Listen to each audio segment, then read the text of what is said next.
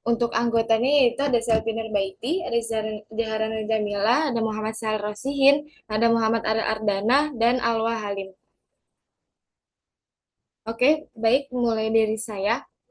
Jadi pengertian administrasi pendidikan, pengertiannya adalah serangkaian kegiatan yang berkaitan dengan perencanaan, perorganisasian, pelaksanaan, dan pengawasan seluruh sumber daya dalam sebuah lembaga pendidikan.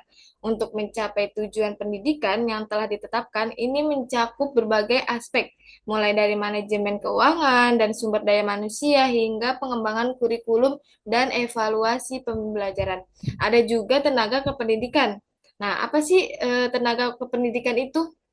Yaitu individu yang bekerja di lembaga pendidikan dan memberikan dukungan penting bagi proses pendidikannya. Tetapi bukan guru atau dosen, mereka berperan penting dalam memastikan kelancaran operasional lembaga pendidikan dan mendukung proses pembelajaran. Lanjut. Nah, di sini ada contoh tenaga kependidikannya itu apa aja sih? Yang pertama adalah staf administrasi.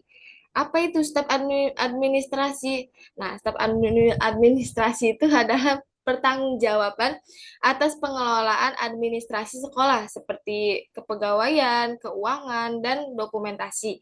Nah, yang kedua yaitu petugas perpustakaan. Apa itu petugas perpustakaan? Nah, jadi yang mengelola dan mengorganisir koleksi perpustakaan, membantu siswa dan guru dalam menemukan informasi. Yang ketiga ada petugas laboratorium, yaitu mempersiapkan dan memelihara peralatan laboratorium, membantu guru dan siswa dalam melakukan percobaan. Lanjut, yang keempat yaitu karyawan kebersihan dan keamanan. Apa itu? Menjaga kebersihan dan keamanan lingkungan sekolah. Nah, yang kelima yaitu psikologi sekolah.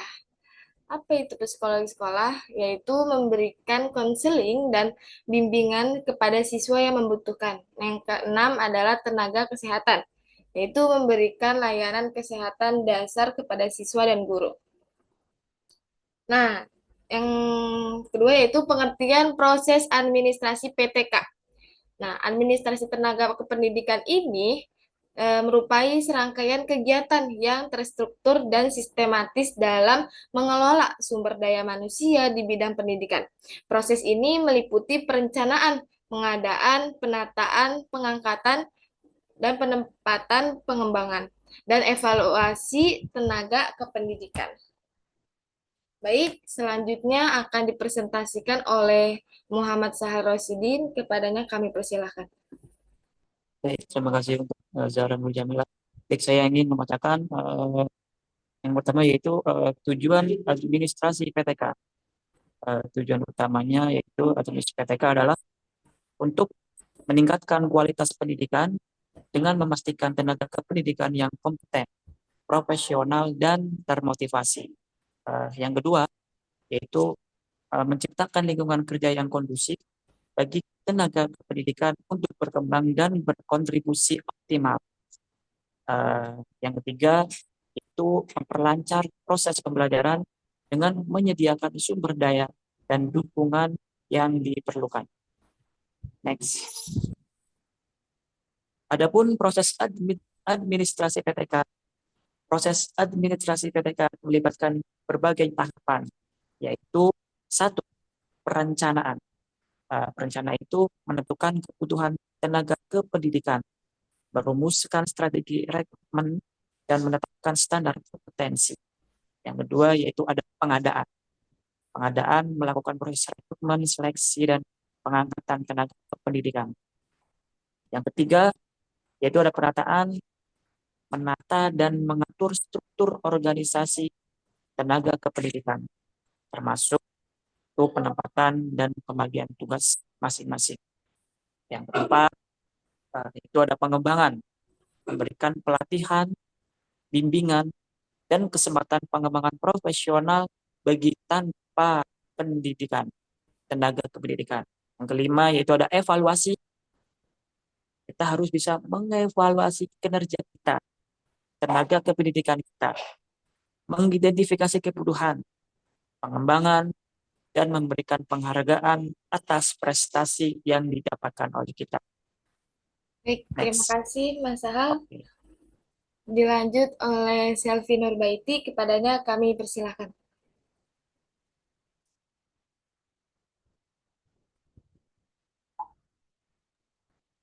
Selanjutnya ada kesejahteraan tenaga kependidikan atau PTK.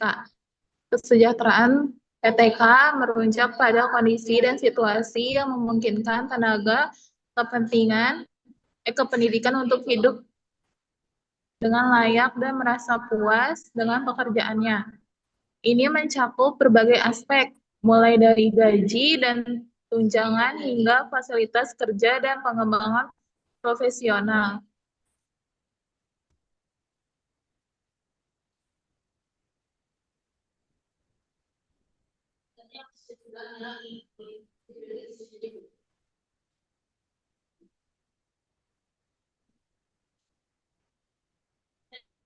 Selanjutnya ada aspek-aspek kesejahteraan PTK. Yang pertama, gaji dan tunjangan atau gaji yang layak dan adil, serta tunjangan yang komprehensif membantu tenaga kependidikan memenuhi kebutuhan hidup yang merasa dan meningkatkan kualitas hidup mereka. Yang kedua, fasilitas kerja adalah fasilitas kerja yang memadai dan nyaman, seperti ruangan kerja yang layak, peralatan yang memadai, akses internet, dan sumber daya pembelajaran yang lengkap. Dapat meningkatkan keproduktivitas dan motivasi kerja PTK. Yang ketiga, pengembangan profesional adalah kesempatan untuk mengikuti pelatihan, workshop, dan program pengembangan profesional lainnya. Sangat penting untuk meningkatkan kompetensi dan profesionalitas PTK. Yang keempat, asuransi dan jaminan kesehatan adalah asuransi dan jaminan kesehatan yang memadai, memberikan rasa aman dan ketenangan bagi PTK dan keluarganya. Yang kelima, penghargaan dan apresiasi adalah penghargaan dan apresiasi atas dedikasi dan prestasi kerja dapat meningkatkan motivasi dan semangat kerja. Baik, terima kasih. Selanjutnya yaitu Alwa Halim, kepadanya kami persilahkan.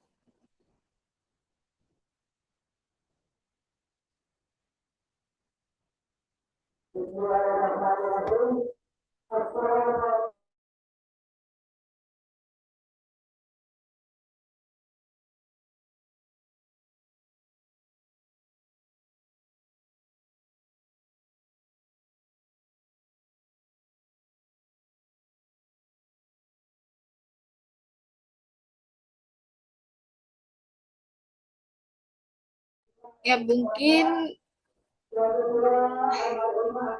Bapak Alwanya lagi nggak tahu kemana. Selanjutnya yaitu Mas Ariel, kepadanya kami persilahkan.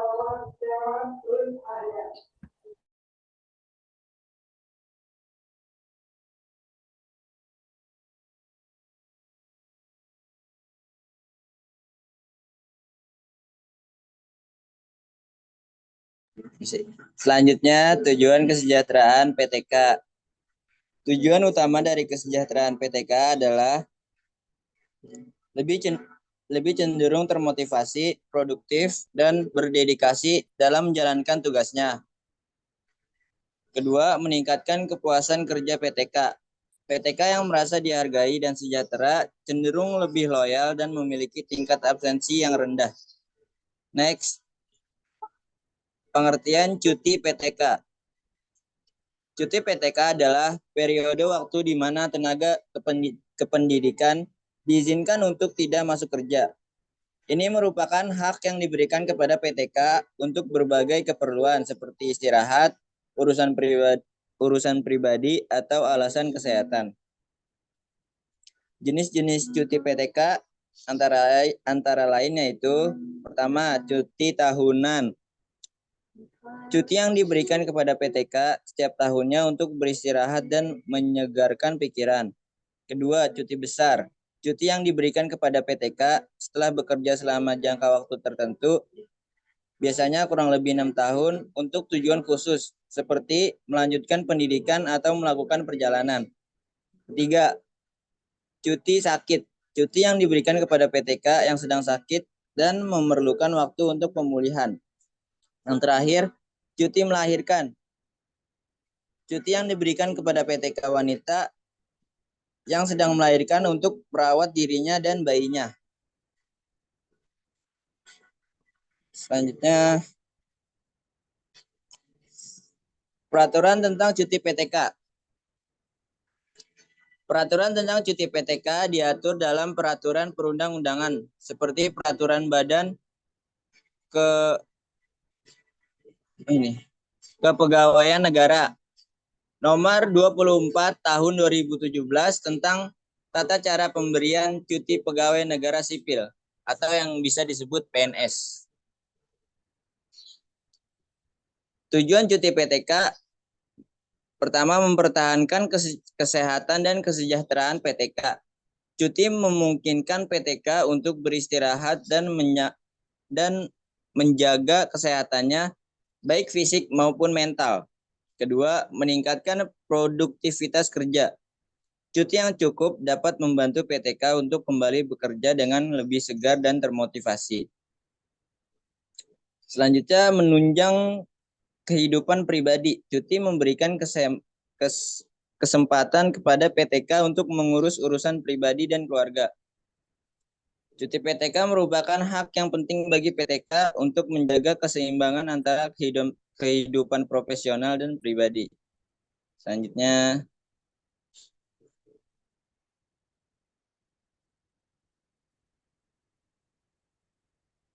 kesimpulan.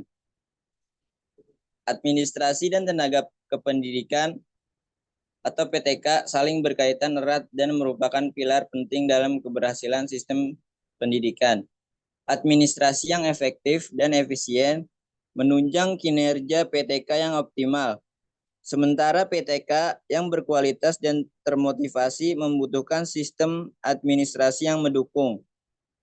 Kesejahteraan PTK termasuk pemberian cuti dan tunjangan yang merupakan bagian integral dari administrasi yang baik karena berdampak langsung pada kualitas pendidikan yang dihasilkan.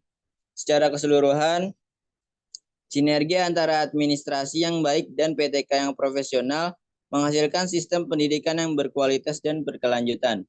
Terima kasih.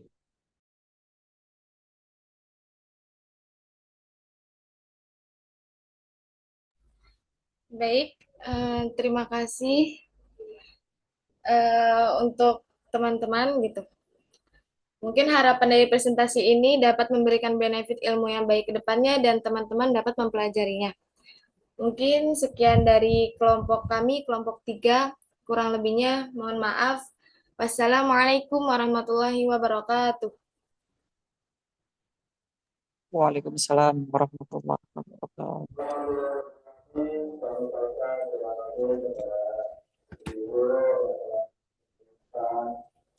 Udah.